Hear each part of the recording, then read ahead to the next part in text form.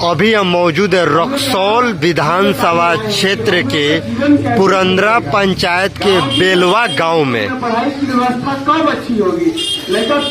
जहाँ जन सुराज के नेता शशांक शेखर जन संवाद कर रहे हैं पुरंदरा पंचायत के बेलवा गांव में। सब लोग को पता है, सब लोग वोट तो दे देते हैं, लेकिन 5 साल गाना गाते हैं, मुखिया चोर है, सरपंच चोर है, हर चीज के लिए पैसे लग रहा है, दाखिल खारिज के लिए पैसा लग रहा है।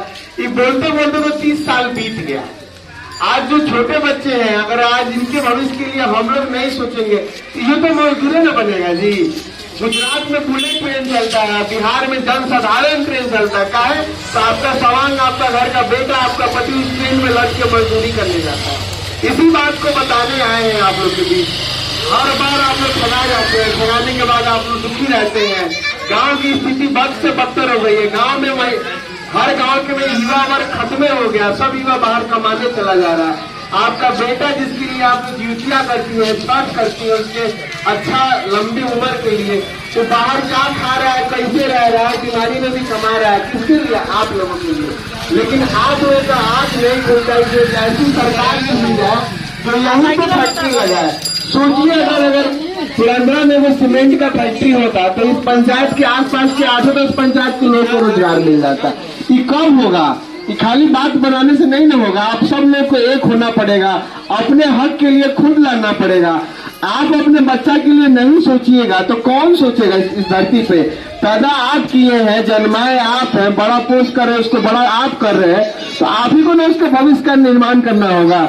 आप लोग जात पात में फंसे हुए हैं, 5 किलो अनाज में फंसे हुए हैं, तो ये सारी चीजें कब ठीक होंगी? जब तक आप लोग शिक्षित नहीं होइएगा।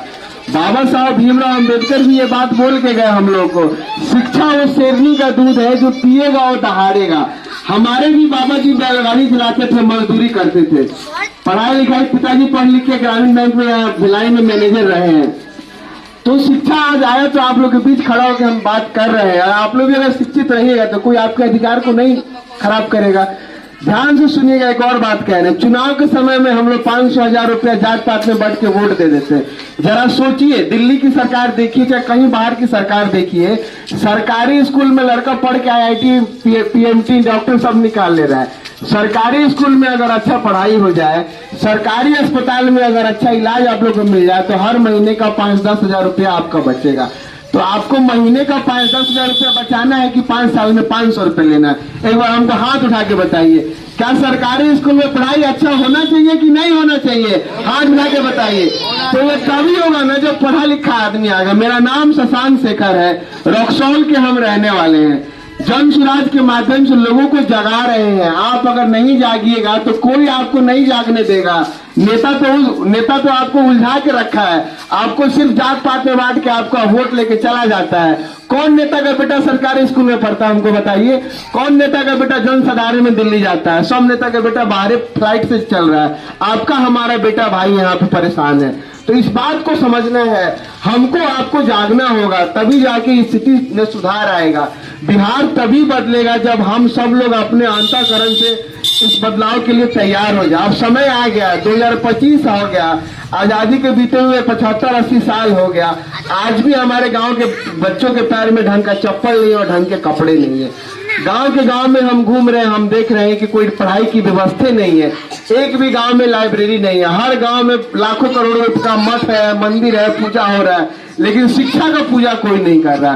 तो आप लोगों से ये कह के जा रहे हैं, एक संकल्प लीजिए, एक रोटी कम खाइए लेकिन अपने बच्चा को पढ़ा दीजिए। आपका बच्चा जब पढ़ेगा ना तभी आप गरीबी से बाहर निकलिएगा, और कोई दूसरा उपाय नहीं है। गरीबी से निकलने का 3 गो रास्ता है। ये हम नहीं कह रहे हैं, दुनिया के बड़े बड़े अर्थशास्त्री लोग कहते हैं। पहला रास्ता क्या है कि आपको कुछ खेती से रोजगार, खेती से कुछ कमाई हो। कितने लोग हैं यहाँ जो खेती से कमाते हैं? खेती अब कमाई लायक बिहार में नहीं रह गई है। धान के लिए सही टाइम पे बारिशें नहीं होता है, फसल की उपजाऊ के लिए कोई व्यवस्था नहीं बनाई गई है। जब आप खेती से कमाइए नहीं रहे हैं, जब आपके पास पूंजी नहीं है, जब आपके आसपास फैक्ट्री नहीं है, तो आपकी गरीबी दूर कैसे होगी? जरा सोचिए, घर में ताला में अगर चाबी गलत लगाएगा तो ताला खुलेगा? नहीं खुलेगा। तो पिछले 25 साल से आप लोग गलती चाबी घुमा रहे हैं, जिसका नतीजा आप देख रहे हैं, बिहार मजदूरों का प्रदेश बन गया है। एक समय था 1980 की हम बात बता रहे हैं, बिहार सबसे ज्यादा चीनी का उत्पादन करता था, सबसे ज्यादा चीनी उत्पादन करने वाला राज्य बिहार था।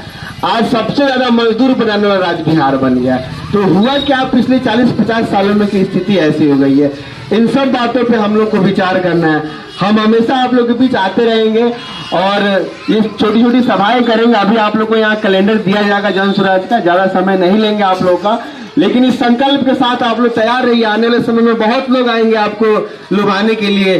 कोई यादव नेता आएगा, यादव का वोट लेगा, पटेल नेता आएगा, कुर्मी लोग का वोट लेगा। अभी झांसे में मत पड़िए, यही पढ़ते पढ़ते तो आज बिहार बदहाल हो गया है। लड़का सब स्कूल में, सरकारी स्कूल में एक बच्चे पे सरकार 2200 रुपया खर्चा करती है, उसके बावजूद भी बच्चा मजदूर बन रहा है। तो इस व्यवस्था को कौन सही करेगा? हमको आपको सही करना पड़ेगा। अभी गांव में ऑर्केस्ट्रा आ जाए तो पूरा भीड़ पलट जाएगा, लेकिन गांव के सरकारी स्कूल में पढ़ाई नहीं होता है तो कोई गांव का 10 लोग स्कूल के बाहर नहीं जाके बैठते हैं, धरना प्रदर्शन नहीं करते, भाई पढ़ाई का ही नहीं हो रहा है। हमको आपको जागना पड़ेगा। जब तक हम आप नहीं अपने बच्चों के लिए सोचेंगे, कोई और नहीं सोचने वाला है। इन्हीं सब बातों के साथ हम अपनी बात को समाप्त करेंगे। आप सब लोग यहाँ इतने कम समय में इतने लोग आए, आप सब लोग का तहे दिल से शुक्रिया करते हैं और ये विश्वास दिलाते हैं आप लोग को। हम रक्सौल में रहते हैं, कोढ़ियार तो घर हुआ हमारा। कोई भी इस तरीके की व्यवस्था गड़बड़ी है अगर आपके पंचायत में, तो आइए मिल के आवाज उठाते हैं। इन्हें कि हम आगे बढ़ जाए, पीछे देखे तो सब लोग गायब है लोग। तो आप लोग को आगे आना होगा इस व्यवस्था को बदलने के लिए। वोट देने का मतलब सिर्फ विधायक बनाना नहीं है, वोट देने का मतलब आपके जीवन का खुशहाली आना है, आपके जीवन की व्यवस्था को बदलने का प्रयास करना है। इन्हीं बातों के साथ अपनी वाणी को हम समाप्त करते हैं। हम बोलेंगे एक बार जय बिहार, आप लोग बोलिएगा जय जय बिहार। एक बार बिहार का जयकारा लगे बेलवा की पावन धरती से। जय बिहार, जय बिहार, जय बिहार। धन्यवाद।